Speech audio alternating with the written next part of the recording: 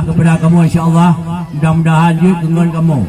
Bahkan di Melasah, bahkan di Tunjit, bahkan Pak Kedorong insya-Allah mungkin tunggu kali tunggu ajak dia saja nyo mungkin kamu kadang-kadang dia tunggu gure badornya nyopi saboh kiringanan bagi kamu dan saboh kebiaan bagi kamu. Kemudian nyo tengok. Kadang-kadang anu kamu tinggal kepada tengku. Nyopi lagi haba tengku pegang menukan berdengku bimbinglah anda kamu. Karena ni kamu nyo mentang masih semu jagung. Kalau mumpung dadah yang benar. Ya. Ibarat anda miri gelom dari bung. Ibarat ni pilung gelom dia pegang haba. Kemudian ku tengku bimbinglah anda kamu pergi ke saboh penyatang lung yang pedang kampung hotel Gurana. Ibarat tengku bak pula tiba bahasa ni tengah pedang pergi urung mumpang hotel Eropah yang boleh pergi. Cuma alhamdulillah nyo pada ko de ku menok di tunggu balai ni ku. Ya, mendapat weh dua. Kalau kamu preh di ku menok apa di belah lebih. Padahal po luar lebih duduk tunggu dekat kan apa boleh buat kemudian.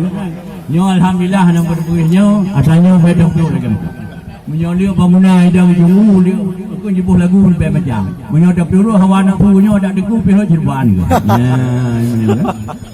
Kemudian daripada ni bayan nyo ni kamu yang kamu serah kepada adikku mungkin di bawah orangnya kadang orang gua tinggal nyo masalah hinta baru nyo gelong dudai kadang-kadang nyo pi ibarat agai kamu aju kedengku sikret betul betul untuk gudih tunggu patro tunggu video menuju ke sebuah benda tunggu peh ke baji dia dah tunggu bang menuju tunggu peh ke perang dia dah cari mah tunggu peh ke jangkui dia dah bau belang dia tunggu peh ke sam dia dah kupaya tunggu peh ke tikin bagi yang tunggu lat supaya je ke alat hoi tunggu ba punya tunggu peh ke tadiup dia dah kau tadi yang menang dan saya tunggu anu yang kamu tak tunggu alhamdulillah yang mungkin yang lagi nyan kamu yang keadaan kamu serah pada aku